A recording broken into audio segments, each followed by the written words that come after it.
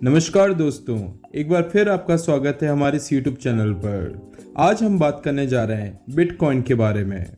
Bitcoin एक virtual currency है जैसे बाकी करेंसीज होते हैं, रुपी, डॉलर इत्यादि। ठीक उसी तरह बिटकॉइन भी एक डिजिटल करेंसी है।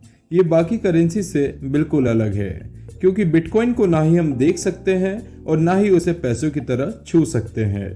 बिटकॉइन को हम सिर्फ ऑनलाइन वॉलेट में स्टोर करके रख सकते हैं। बिटकॉइन का आविष्कार सतोशी नाकामोटो ने 2009 में किया था और तब से ही इसकी लोकप्रियता बढ़ती जा रही है। बिटकॉइन एक डिसेंट्रलाइज करेंसी है, जिसका मतलब ये है कि इसे कंट्रोल करने के लिए कोई भी बैंक या अथॉरिटी या सरकार नहीं है, यानी कि कोई इसका मालिक नहीं है। बिटकॉइन का इस्तेमाल क्यों किया जाता है? बिटकॉइन का इस्तेमाल हम ऑनलाइन पेमेंट करने के लिए या किसी भी तरह का ट्रांजैक्शन करने के लिए कर सकते हैं। Bitcoin peer to peer network base पर काम करता है, जिसका मतलब कि लोग एक दूसरे का साथ सीधा ही बिना किसी बैंक, क्रेडिट कार्ड या फिर किसी कंपनी के माध्यम से आसानी से ट्रांजैक्शंस कर सकते हैं। बिटकॉइन को ट्रांजैक्शन में इस्तेमाल करने के लिए सबसे तेज और कुशल माना जाता है। आजकल बहुत से लोग बिटकॉइन को अपना रहे हैं, जैसे online developers, entrepreneurs, non profit organisations इत्यादि। और इसी की वजह से बिटकॉइन का इस्तेमाल पूरी दुनिया में ग्लोबल पेमेंट के लिए किया जा रहा है। जैसे बाकी करेंसीज का इस्तेमाल हम ऑनलाइन ट्रांजैक्शंस करते हैं तो बैंक के पेमेंट प्रोसेस को हमें फॉलो करना होता है, तभी जाकर हम पेमेंट कर पाते हैं और हमारे किए गए हर ट्रांजैक्शन का हिसाब हमारे बैंक अकाउंट में मौजूद रहता है, जिससे कि ये पता लगाया जा सकता है कि पैसे कहाँ और कितने खर्च किए गए हैं। लेकिन बिटकॉइन का तो कोई मालिक नहीं है, इसलिए उसके साथ किए गए ट्रांजैक्शंस एक पब्लिक लेजर में रिकॉर्ड होकर रहता है, जिसे बिटकॉइन ब्लॉकचेन भी कहते हैं। वहां पर बिटकॉइन के साथ किए गए सभी ट्रांजैक्शन डिटेल स्टोर होकर रहते हैं और वही ब्लॉकचेन इसका प्रमाण होता है कि ट्रांजैक्शन हुआ है या नहीं। बिटकॉइन वॉलेट क्या है? बिटकॉइन को हम सिर्फ इलेक्ट्रॉनिकली स्टोर करके रख सकते हैं और इसे रखने के लिए बिटकॉइन वॉलेट की जरूरत होती है। बिटकॉइन वॉलेट बहुत से प्रकार के होते हैं, जैसे desktop wallet, mobile wallet, online web based wallet, hardware wallet. इनमें से एक वॉलेट का इस्तेमाल कर हम इसमें अकाउंट बनाना होता है। ये वॉलेट हमें एड्रेस के रूप में यूनिक आईडी प्रदान करती है। जैसे कि मान लीजिए आपने कहीं से बिटकॉइन कमाया है और उसको आपको अपने अकाउंट में स्टोर करना है, तो आपको वहां पर उस एड्रेस की जरूरत पड़ेगी। उसी की मदद से आप बिटकॉइन को अपने वॉलेट में रख सकते हैं। उसके अलावा अगर आपको बिटकॉइन खरीदना है या बेचना है तो आपको बिटकॉइन वॉलेट की जरूरत पड़ती है और इसके बाद आप जो बिटकॉइन बेचते हैं उसके बदले आपको जितने भी पैसे मिलते हैं वो आप अपने बैंक अकाउंट में भी ट्रांसफर बिटकॉइन वॉलेट के जरिए करवा सकते हैं। अब बिटकॉइन को कैसे कमाएं? बिटकॉइन को हम 3 तरीकों से कमा सकते हैं। यहाँ हमने बिटकॉइन अकाउंट कैसे बनाए की पूरी जानकारी दी हुई है। नंबर 1, पहला तरीका यह है कि अगर आपके पास पैसा है तो आप एक बिटकॉइन सीधे $999 देकर खरीद सकते हैं। ऐसा भी नहीं है कि अगर आपको एक बिटकॉइन खरीदना है तो आपको पूरे के पूरे $999 देने होंगे।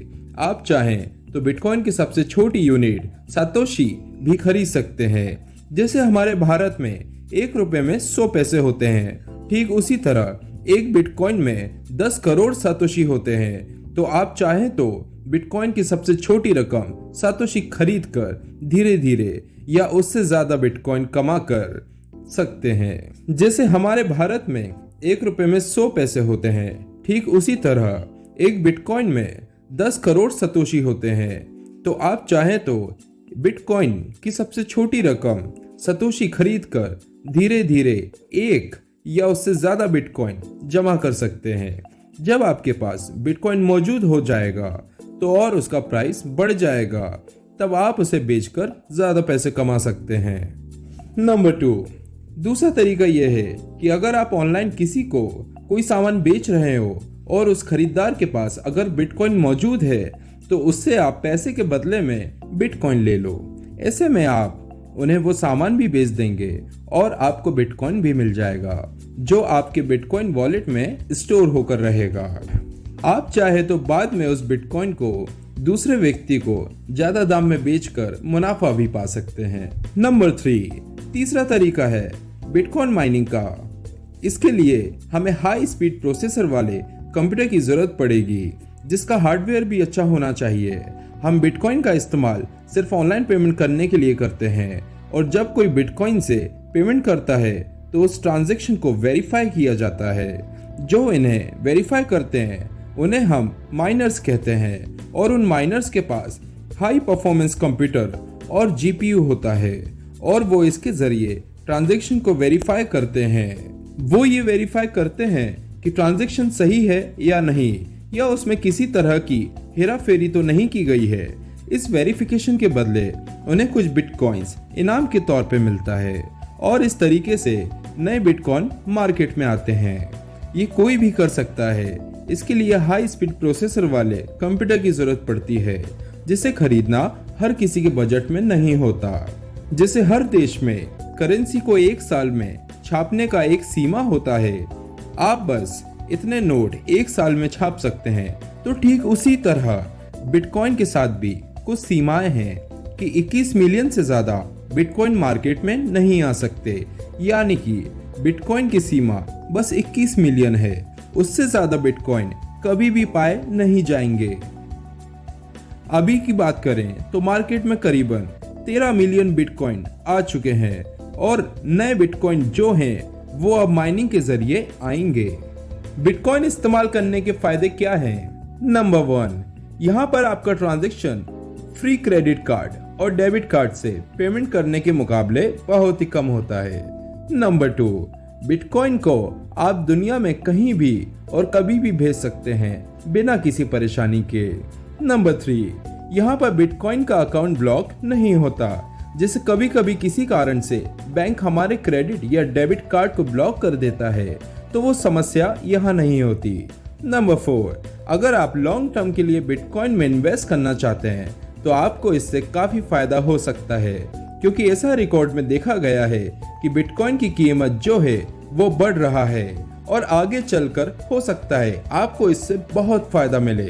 नंबर 5, बिटकॉइन की ट्रांजैक्शन प्रोसेस में कोई सरकार या अथॉरिटी जो है वो आपके ऊपर नजर नहीं रखती है।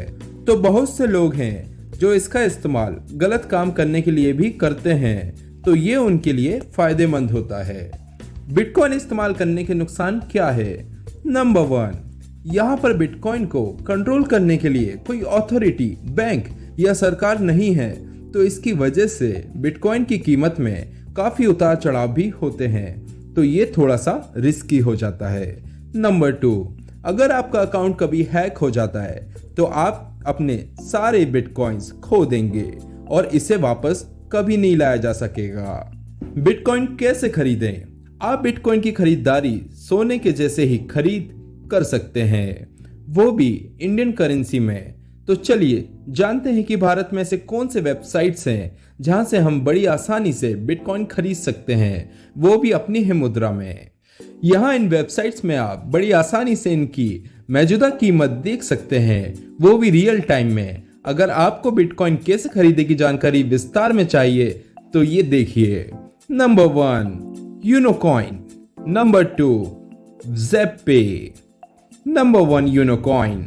यूनोकॉइन एक बहुत ही फ्रेंडली वेबसाइट है जिसका की इस्तेमाल कोई भी कर सकता है। इससे आप बड़ी आसानी से बिटकॉइन खरीद और बेच सकते हैं।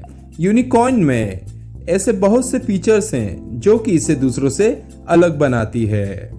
Number 1, 0% fees. भुगतान विधि के रूप में बिटकॉइन को स्वीकार करने के लिए यूनोकॉइन ग्राहकों को कोई शुल्क नहीं लेता है। Number 2, simple integration. आप बड़ी आसानी से अपना बिजनेस यूनोकॉइन के साथ इंटीग्रेट कर सकते हैं। Number 3, 0% volatility risk. अगर बिटकॉइन की कीमत में कुछ उतार चढ़ाव होती है तो आप बिटकॉइन रख सकते हैं और फिर उसे तुरंत बेच भी सकते हैं। Number 4, no charge backs. अगर आप यूनिकॉइन का इस्तेमाल कर रहे हो तो आपको कोई चार्ज बैक नहीं देनी पड़ती। Number 5, OTC trading. Number 6, auto sell bitcoin. Number 7, net की। आप अपना खुद का बिटकॉइन एड्रेस तैयार कर सकते हैं जिसे कि कोई भी पढ़ सकते हैं। नंबर 8, 2 स्टेप ऑथेंटिकेशन, ज्यादा सिक्योरिटी के लिए। कैसे खरीदें? यदि आपको बिटकॉइन खरीदना है तब आप यूनिकॉइन की वेबसाइट पर जाकर खरीद सकते हैं। नंबर 2, ज़ेप पे बहुत ही यूजर फ्रेंडली वेबसाइट है जिससे आप आसानी से बिटकॉइन खरीद सकते हैं। ज़ेप की पहुंच बहुत सारे वेंडर्स के साथ है जिससे कि ये ज्यादा सुविधा प्रदान करती है। नंबर 1, आप बिटकॉइन की मदद से अपने मोबाइल और डीटीएच में टॉप अप भी कर सकते हैं। नंबर 2, आप अमेज़न, फ्लिपकार्ट और मेक माई ट्रिप की वाउचर खरीद सकते हैं जिससे कि आपको 10% तक बचत कर सकते हैं। नंबर 3, फास्टेस्ट तरीका है जिससे कि आप बिटकॉइन खरीद सकते हैं। नंबर 4, ये बहुत ही ज्यादा सिक्योर भी है। नंबर 5, मार्केट में सबसे लोवेस्ट प्राइस है।